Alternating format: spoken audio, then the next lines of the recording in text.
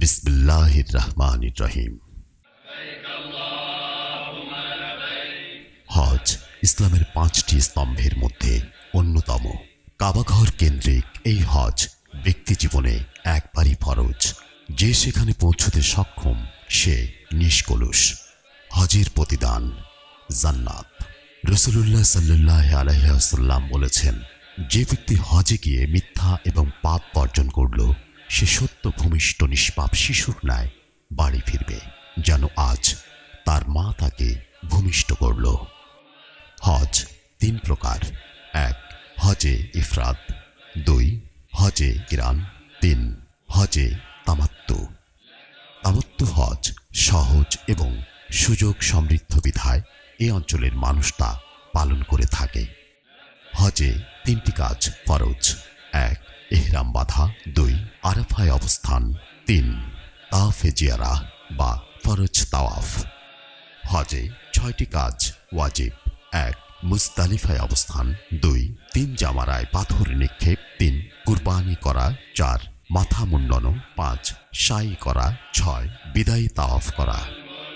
Jeddah বিমানবন্দরে নামার পর আপনাকে বেশ কিছু সময় অপেক্ষা করতে হবে। এই সময় আপনার পাসপোর্ট ও আনুষঙ্গিক কাগজ গুছিয়ে রাখবেন। এরপর সৌদি কর্তৃপক্ষ ডাকার পর ইমিগ্রেশন শেষ করে লাগেজ বেল্ট থেকে আপনার মালামাল ট্রলিতে সংগ্রহ করে ইমিগ্রেশন এলাকা থেকে বের হয়ে সাদা তাঁবু বেষ্টিনীকৃত এলাকায় প্রবেশ করে ইউনাইটেড এজেন্ট কর্তৃক স্থাপিত কাউন্টারে আপনার পাসপোর্ট দেখাবেন। এই সাদা তাঁবুর কাজ শেষ করে হজ টার্মিনালের বাংলাদেশি হাজিগণ বাংলাদেশ প্লাজা নামক নির্ধারিত স্থানে বাসের জন্য অপেক্ষা করবেন। ইমিগ্রেশন এলাকা থেকে বের হওয়ার পর বাংলাদেশ হজ মিশনের কর্মকর্তা, আইটি হেল্প ডেস্কের এক্সিকিউটিভ ও হজ কর্মীগণ সার্বক্ষণিক আপনাদের পথপ্রদর্শক হিসেবে কাজ করবেন। বাংলাদেশ প্লাজায় অবস্থানকালীন সময় ইউনাইটেড ট্রান্সপোর্টের লোকজন যখন বাস প্রস্তুতের বিষয়টি নিশ্চিত করবেন, তখন হজ কর্মীগণ মক্তব নাম্বার অনুযায়ী প্লাজাতেই আলাদা আলাদা লাইন করে সারিবদ্ধ হবার জন্য আপনাদেরকে বলতে থাকবে। তখন আপনারা যেই লাইনে দাঁড়াবেন, সাথে লাগেজটি পাশে রাখবেন এবং হাতে পাসপোর্ট রাখবেন, কারণ বাসে ওঠার সময় আপনার নিকট থেকে ট্রান্সপোর্টের লোকজন পাসপোর্ট সংগ্রহ করবেন। বাস ছাড়ার সময় আপনাদের সকলের পাসপোর্ট বাসের চালকের নিকট ট্রান্সপোর্ট কর্তৃপক্ষের লোকজন দিয়ে দিবেন। আপনাদেরকে মক্কা অথবা মদিনা, অর্থাৎ যেখানে প্রথম আপনার জন্য বাংলাদেশ সরকার অথবা এজেন্সি কর্তৃক বাড়ি ভাড়া করেছেন, সেখানেই যাবেন এবং বাসের চালক সেখানে মক্তব অফিসে আপনাদের পাসপোর্ট জমা করবেন। পাসপোর্ট পাওয়ার জন্য ড্রাইভার বা গাইডের সাথে কথা বলার প্রয়োজন নেই। হজ যাত্রীগণ জেদ্দা, মক্কা, মদিনা, মিনা, আরাফা ও মুজদালিফায় মুসল্লিদের বাসে যাতায়াত করবেন। এজন্য তাদের ভাড়া প্রদান করতে হবে না, তা পূর্বেই পরিশোধ করা হয়। মক্কা মদিনা যাত্রাপথে কেউ বাস থেকে নামবেন না। নামতে হলে বাস ড্রাইভার ও সাথের লোকজনকে বলে নামতে হবে। মক্কায় পৌঁছানোর পরে বাস থেকে মালামাল সহ সরকার অথবা এজেন্সির ভাড়া করা বাড়িতে উঠতে হবে। সৌদি কর্তৃপক্ষের লিখিত অনুমতি ছাড়া হজ যাত্রীদের আত্মীয় স্বজন বা অন্য কারোর বাড়িতে থাকার নিয়ম নেই। মক্কায় অথবা মদিনায় পৌঁছানোর পরে মুআল্লিম অফিসের দেয়া কার্ড সবসময় সাথে রাখবেন, যাতে কোথাও হারিয়ে গেলে বা মুআল্লিম অফিসের নম্বর বলতে না পারলে কার্ড দেখে জানা যাবে আপনি কোন মুআল্লিম অফিসের অধীনে আছেন।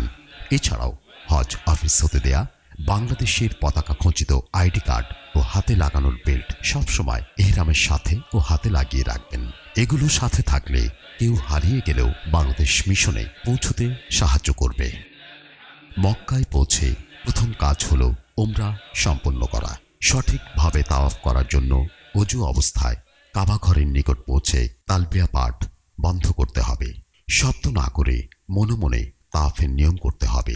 সম্ভব হলে হজরে আসওয়াদের কাছে পৌঁছে বিসমিল্লাহি আল্লাহু আকবার বলে হাত দিয়ে স্পর্শ করে চুমু দিয়ে তাওয়াফ শুরু করতে হবে। তবে ভিড়ের জন্য তা সম্ভব না হলে হজরে আসওয়াদ বরাবর রেখা হতে সেদিকে মুখ করে আল্লাহু আকবার বলে তাওয়াফ শুরু করতে হবে। কাবা শরীফকে বামে রেখে তাওয়াফ করতে হবে। তাওয়াফের প্রথম 3 চক্করে পুরুষদের রমণ অর্থাৎ দৌড়ানোর ভঙ্গিতে দ্রুত পদক্ষেপে তাওয়াফ করতে হবে। এহরাম অবস্থায় তাওয়াফের সময় পুরুষদের ইস্তিবা বা গায়ে চড়ানো চাদরের মধ্যভাগ ডান বগলের নিচে রেখে দু প্রান্ত বাম কাঁধে রাখতে হবে। এটি শুধু তাওয়াফের জন্য প্রযোজ্য। তাওয়াফের সময় কোনো নির্দিষ্ট দোয়া নেই, তবে তাওয়াফের সময় কোরআন তেলাওয়াত, তাসবিহ, তাহলিল বা জিকির করা যায়। প্রতি চক্করে রুকুনে ইয়ামিনী থেকে রাব্বানা আতিনা ফিদ দুনিয়া হাসানাতাও ওয়া ফিল আখিরাতি হাসানাতাও ওয়া কিনা আযাবান নার এই দোয়া পড়া সুন্নাত। 7 চক্কর তাওয়াফের পর মাকামে ইব্রাহিমের পেছনে অথবা হারাম শরীফের যে কোনো স্থানে 2 রাকাত তাওয়াফের ওয়াজিব নামাজ আদায় করতে হবে। প্রথম রাকাতে সূরা কাফিরুন ও দ্বিতীয় রাকাতে সূরা ইখলাস পড়া সুন্নাত। তাওয়াফের সময় যদি কোনো ওয়াক্তের নামাজের ইকামত হয়ে যায় তবে সাথে সাথে চক্কর বন্ধ করে নামাজ আদায় করতে হবে। নামাজ শেষে সেখানে চক্কর বন্ধ হয়েছিল সেখান থেকে শুরু করতে হবে। চক্কর গণনা ভুল হলে অর্থাৎ 3 চক্কর না 4 চক্কর এরূপ সন্দেহের ক্ষেত্রে কম গণনা অর্থাৎ 3 চক্করকে হিসাব ধরে তাওয়াফ শেষ করতে হবে। এরপর সাই করতে হবে। সাফা মারোয়া পাহাড়ের মধ্যবর্তী স্থানে দৌড়নোকে সাই বলে। বর্তমানে ওই স্থানটুকু সবুজ বাতি দিয়ে চিহ্নিত করা হয়েছে। এখানে এসে দ্রুত দৌড়াতে হয়। সাই করা ওয়াজিব এবং তাওয়াফ শেষ করার সাথে সাথে সাই করা সুন্নাত। সাই করার জন্য মনে মনে নিয়ত করতে হবে। সাফা পাহাড় থেকে সাই শুরু করতে হবে। সাফা পাহাড়ে উঠে কিবলামুখী হয়ে হাত তুলে আল্লাহু আকবার বলে ইচ্ছামতো দোয়া করতে হবে। দোয়া শেষে জিকির আসকার ও দুরূদ পাঠ করতে করতে মারোয়া পাহাড়ের দিকে অগ্রসর হতে হবে। সবুজ চিহ্নের কাছে আসলে পুরুষদের দ্বিতীয় চিহ্ন পর্যন্ত দৌড়ে অতিক্রম করতে হবে, তবে মহিলাদের দৌড়াতে হবে না এবং বলতে হবে রাব্বি গফরি আহরাম ইন্নাকা আনতাল আওয়াজ্জুল আকরাম। সাফা হতে মারোয়া পর্যন্ত গেলে এক সাই হয়। মারোয়া পাহাড়েও কিবলামুখী হয়ে দোয়া করে সাফা পাহাড়ের দিকে এগোতে হবে এবং সাফা পৌঁছলে আরেক সাই হবে।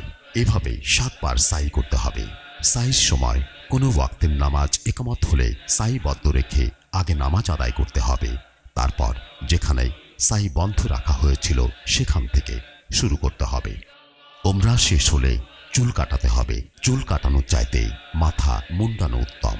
বিশেষ করে যারা প্রথম ওমরা করবেন তাদের মাথা মুন্ডানো উচিত। চুল কাটার ক্ষেত্রে মাথার চতুর্পাশে সমানভাবে চুল কেটে ছোট করতে হবে। মহিলারা তাদের লম্বা চুলের আগা হতে আঙুলের কড়া পরিমাণ চুল কাটবেন। মাথা মুন্ডানোর মধ্য দিয়ে হাজিগণ এহরাম মুক্ত হবেন। 8 জিলহজ তালবিয়ার দিন। এদিনের কার্যক্রম হচ্ছে মিনার উদ্দেশ্যে যাত্রা। মিনায় অবস্থান করে জোহর, আসর, মাগরিব, ইশা ও ফজরের নামাজ আদায় করা। নামাজ শেষে তাকবীরে তাশরিফ ও তালবিয়া পাঠ করতে হবে। 9 জিলহজ আরাফার দিন। এদিন সূর্য উদয়ের পর মিনা থেকে আরাফার উদ্দেশ্যে রওনা হতে হবে। মসজিদে নামিরায় জোহরের ওয়াক্তে জামাতে জোহর ও আসরের ফরজ নামাজ 2 রাকাত করে 1 আজান ও 2 ইকামতে একসাথে আদায় করতে হবে। সূর্যাস্তের পর মুজদালিফার দিকে রওনা হতে হবে। সূর্যাস্তের আগে কোনো ক্রমে রওনা হওয়া যাবে না। মুজদালিফায় পৌঁছে মাগরিব ও ইশার ফরজ নামাজ একত্রে ইশা ওয়াক্তে আদায় করতে হবে। মুজদালিফায় রাত্রি যাপন এবং 10 জিলহজের ফজরের নামাজ আদায় করতে হবে। অসুস্থ নারী ও তাদের সহযোগীগণ ছাড়া অন্যরা কোনো ক্রমেই ফজরের নামাজের আগে যাত্রা করতে পারবেন না। 10 জিলহজ কুরবানির দিন। সূর্যোদয়ের আগেই মিনার দিকে রওনা দিতে হবে। জামারায় পাথর নিক্ষেপের জন্য মুজদালিফা হতে 70টি ছোট পাথর সংগ্রহ করতে হবে। মিনায় পৌঁছে বড় জামরাতে পরপর 7টি পাথর নিক্ষেপ করতে হবে। ডান হাতের বৃদ্ধা ও শাহাদাত আঙুলের সাহায্যে আল্লাহু আকবার ধ্বনি দিয়ে পাথর নিক্ষেপ করতে হবে। এরপর তামাত্তু ও কিরান হজ পালনকারীগণ কুরবানি করবেন। কুরবানি শেষে মাথা মোড়াতে হবে। মাথা মোড়ানোর পর এহরামের পোশাক ছেড়ে সাধারণ পোশাক পরতে হবে। এহরাম সেরে মক্কা শরীফে গিয়ে হজের ফরজ তাওয়াফ তাওয়াফুল ইজাফা আদায় করতে হবে। এই তাওয়াফ বাদ পড়লে কারোর হজ হবে না। তাওয়াফ শেষে সাফা মারওয়া সাই করতে হবে। সব শেষে আবার মিনায় ফিরে এসে অবস্থান ও রাত্রি যাপন করতে হবে। 11 ও 12 জিলহজ মিনায় অবস্থান ও রাত্রি যাপন। সূর্য পশ্চিমে হেলে পড়লে পর্যায়ক্রমে ছোট জামারা, মধ্য জামারা ও বড় জামারায় 7টি করে পাথর নিক্ষেপ করতে হবে। এই সময় ওয়াক্ত মতো নামাজ আদায় করতে হবে। 12 জিলহজ সূর্যাস্তের আগেই মিনার সীমানা পেরিয়ে যেতে হবে। তবে উত্তম হল 13 জিলহজ সূর্যাস্তের পূর্ব পর্যন্ত মিনায় অবস্থান করে পাথর নিক্ষেপ করা। এই দিনগুলোতে জোহরের আজানের পর পাথর মারা শ্রেয়। হজের সব কাজ শেষ হওয়ার পর মক্কা শরীফ ছেড়ে যাওয়ার আগে বিদায়ী তাওয়াফ করতে হবে। বিদায়ী তাওয়াফে সাই নেই। মদিনা শরীফের জিয়ারতের আওতায় রাসূলুল্লাহ সাল্লাল্লাহু আলাইহি ওয়াসাল্লামের রওজা জিয়ারত এবং অন্যান্য সাহাবী ও শহীদদের কবর জিয়ারত অন্তর্ভুক্ত। জিয়ারত হজের কোনো অংশ নয়, তবে রওজা শরীফ জিয়ারতের সময় আসসালামু আলাইকা আইয়ুহান নবিয়্যু বলে সালাম দিতে হবে। রাসূলুল্লাহ সাল্লাল্লাহু আলাইহি ওয়াসাল্লামের রওজা শরীফ স্পর্শ বা চুম্বন করা বিদআত। মসজিদে নববীতে জামাতের সাথে নামাজ আদায় করা কর্তব্য। মদিনা শরীফে পৌঁছে পাক পবিত্র হয়ে ওযু অবস্থায় মসজিদে নববীতে প্রবেশ করতে হবে। জিয়ারতকারীদের মসজিদে যে কোনো স্থানে 2 রাকাত দুখুলুল মসজিদ নামাজ আদায় করা সুন্নাত। নামাজ শেষে রওজার দিকে মুখ করে দুরুদ ও সালাম দিতে হবে। এরপর সামান্য উত্তর পূর্বে যথাক্রমে হযরত আবু বকর রাদিয়াল্লাহু আনহু ও হযরত ওমর রাদিয়াল্লাহু আনহু এর কবরের সামনে গিয়ে সালাম দিতে হবে। হজের কার্যক্রম শেষ করে সম্মানিত হাজী সাহেবগণ, আপনারা যখন দেশের উদ্দেশ্যে রওনা হবেন তখন মক্কা অথবা মদিনা হতে মুআল্লিমের বাসে করে জেদ্দা বিমানবন্দরে পৌঁছবেন। অবশ্যই আপনার মালামাল সঠিকভাবে বাসে তোলা হয়েছে কিনা তা নিশ্চিত করে নেবেন। মালামাল যথাযথভাবে প্যাকিং করবেন। এক্ষেত্রে সংশ্লিষ্ট এয়ারলাইন্সের নির্দেশনা অনুসরণ করতে হবে।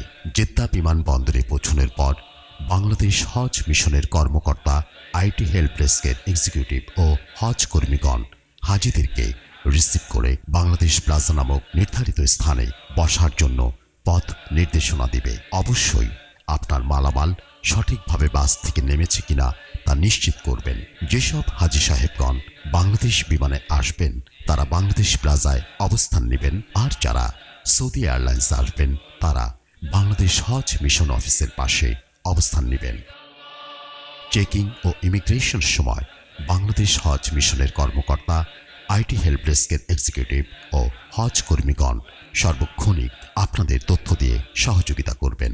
বাংলাদেশ বিমানের হাজিদের জমজম পানি ঢাকা আন্তর্জাতিক বিমানবন্দর থেকে সংগ্রহ করবেন, আর যারা সৌদি এয়ারলাইন্স আসবেন তারা হজ টার্মিনালে বাংলাদেশ হজ মিশন অফিস থেকে সংগ্রহ করে তারপর কাউন্টারে মালামাল বুকিং দিবেন।